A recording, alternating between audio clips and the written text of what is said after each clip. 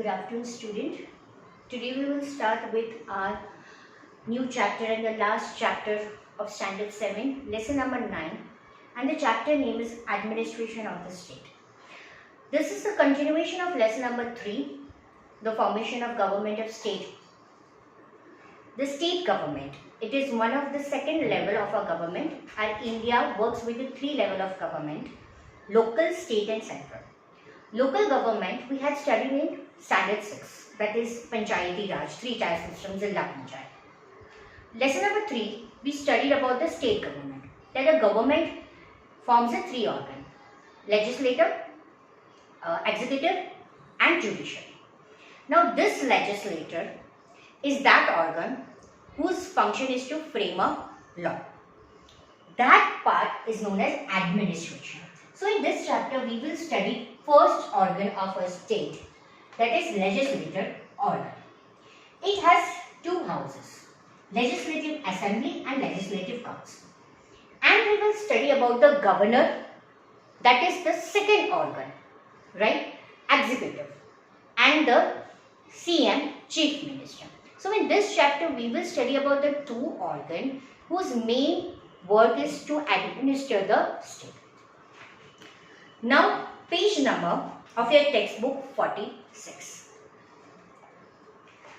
Now in third chapter we have studied what do you know by the government. So government is a managing committee, and the main work and the main function of the government is to, for the welfare of the people, give all the facilities to the citizen of the state, like electricity, water, health, schooling, etc. Now these people of the representative of the government are the members of the two houses, that is known as legislative assembly and the legislative council. The members of the legislative assembly is known as MLA, that is member of the legislative assembly, and the member of the legislative council is known as MLC, that is member of legislative council. Now how these people becomes the member? As we follow a democratic type of government, this all representative are selected directly or indirectly by the election. Member of legislative assembly. The legislative assembly members are known as MLA or member of legislative assembly. MLAs are directly elected by the people. After being elected from the constituency, they become the MLAs and they form the government. When all these members are elected, they form a ruling party. जो भी political party में से elect होके ये total members select होते हैं, उसमें से देखा जाता है कि कौन सी रूलिंग पार्टी के ज्यादा मेंबर है, और जो भी मेजॉरिटी होती है वो रूलिंग पार्टी हो जाती है. Thus we conclude that these MLAs are the representatives of the people. All the state of India have the legislative assembly. हर एक स्टेट अलग अलग छोटे कंस्टिट्यूएंसी में डिवाइड होता है, यानी कि एरिया. हर एक कंस्टिट्यूएंसी में से एक रिप्रेजेंटेटिव को सिलेक्ट यानी इलेक्ट किया जाता है और उसको सीट मिलती है लेजिस्लेटिव असेंबली.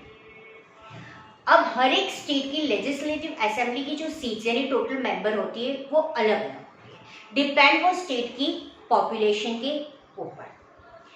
अब ये जो लेजिस्लेटिव असेंबली के मेंबर्स होते हैं, यानी कि ये जो एमएलएज होते हैं, रिप्रेजेंटेटिव होते हैं, वो कितने ईयर के लिए काम करते हैं? 5 इयर्स के लिए काम करते हैं. हर 5 साल के बाद उनका इलेक्शन होता है और नए मेंबर्स सिलेक्ट किए जाते हैं, नई गवर्नमेंट फॉर्म की जाती है एवरी 5 इयर्स. कैंडिडेट्स जो होते हैं either represent a particular party or stand for election as an independent candidate. Thus, MLAs can belong to different parties. Okay. So, all the states of India have a legislative assembly. Each state is divided into different constituencies. From each constituency, हर एक constituency में से one representative is elected by the people. Number of seats in legislative assembly are different state to state. It depends upon the population of that state. Elections are held every 5 years. Candidates जो होते either they can from a particular party और even they can have a independent party, वो कोई भी party में से भी belong नहीं हो सकता है, आप इलेक्शन के लिए खड़े हो सकते हैं। दस MLA can belong to different parties. Over here the information is given of the Gujarat. The Legislative Assembly of Gujarat, उसमें टोटल 182 सीट्स हैं। अब यहाँ पे हम गुजरात की बात करें तो गुजरात में कितने सीट्स हैं? 182 सीट्स है legislative. It is situated in Gandhinagar and the legislative assembly जिस जगह पे मीट होती है विठल भाई पटेल विधानसभा गृह, यहाँ पे हमें नाम दिया गया है। Now, Chief Minister is selected from this MLAs. The party has the largest number of MLAs. अब यहाँ पे हमें पता चलेगा किसे गवर्नर और चीफ मिनिस्टर सिलेक्ट किया जाता है। अब एमएलए सिलेक्ट हो गए, सारे एमएलए आ गए। इस एमएलए में से देखा जाता है कौन सी पार्टी के ज्यादा मेंबर्स हैं। The party which has largest number of MLAs और गेन अ मेजॉरिटी, वो हो जाती है सपोर्टिंग मेजॉरिटी पार्टी और वो गवर्नमेंट फॉर्म करती है। जो स्टेट का गवर्नर होता है वो इस मेजॉरिटी पार्टी में से लीडर सिलेक्ट करता है जिसको बोला जाता है चीफ मिनिस्टर। ही और she is invited to form a council of minister, और ये जो चीफ मिनिस्टर है वो उसके हैंड के नीचे दूसरे काउंसिल ऑफ मिनिस्टर सिलेक्ट करेगा। The party that forms the government उसको रूलिंग पार्टी बोला जाता है, और उसके सामने जो पार्टी हार गई यानी कि जो गवर्नमेंट फॉर्म नहीं करती है उसको अपोजिशन पार्टी बोला जाता है। After election governor chief minister को अपॉइंट करता है और काउंसिल ऑफ मिनिस्टर अपॉइंट करता है, और ये सभी का काम होता है स्टेट को कलेक्टिवली एडमिनिस्ट्रेशन करना। हर एक मिनिस्टर को एक पोर्टफोलियो दिया जाता है यानी कि काम दिया जाता है। हर एक मिनिस्टर का उसका खुद का ऑफिस होता है।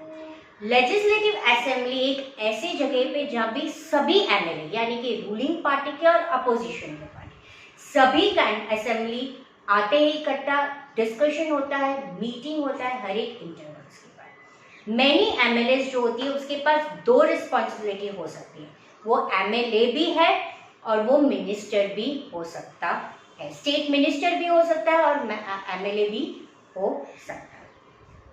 The other organ of the state is executive, जिसमें गवर्नर, चीफ मिनिस्टर और काउंसिल ऑफ मिनिस्टर होता है। The administrative officials work under the guidance and control of all this ministers, और उसको बोला जाता है एग्जीक्यूटिव बॉडी। जो काउंसिल ऑफ मिनिस्टर्स होते हैं उनको गवर्नमेंट एग्जीक्यूटिव्स बोला जाता है, और उनकी जो ऑफिस ऑफिशियल्स होते हैं उनको एडमिनिस्ट्रेटिव एग्जीक्यूटिव बोला जाता है। ओके, तो गवर्नर जो होता है स्टेट का वो अपॉइंट करता है चीफ मिनिस्टर, और चीफ मिनिस्टर होता है वो अपॉइंट करता है उसके काउंसिल ऑफ मिनिस्टर। ये सभी का काम होता है स्टेट को स्मूथली चलाने के लिए। ये सभी जो एमएलएs होते हैं रूलिंग पार्टी के और अपोजिशन पार्टी के, वो लेजिस्लेटिव असेंबली में इकट्ठा होते हैं स्टेट के बारे में डिस्कस करने के लिए। कोई भी एमएलए होता है उसको ड्यूअल पावर यानी कि दो रिस्पॉन्सिबिलिटी हो सकती है।